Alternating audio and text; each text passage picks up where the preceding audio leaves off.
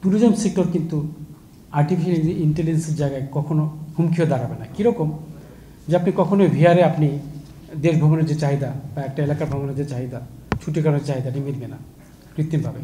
মানুষ ভ্রমণ করবেই, এবং মানুষ যত ভ্রমণ করবে তত অর্থনৈতিক কর্মকাণ্ড বৃদ্ধি পাবে এবং এই দেশে উন্নয়নের চাকা সচল হবে।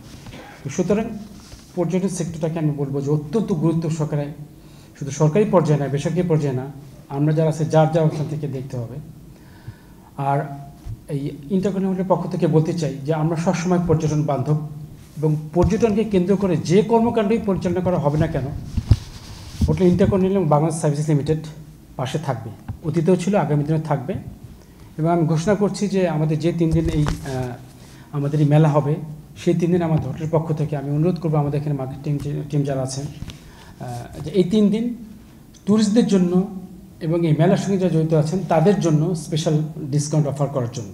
একই সঙ্গে এটা উপস্থিত যারা আছেন তাদের এই মেলার সঙ্গে যারা জড়িত থাকবেন, কোনোভাবে যদি আপনার সম্পৃক্ততা প্রমাণ করতে পারেন, আমরা অবশ্যই তাদেরকে ডিসকাউন্ট দেবো।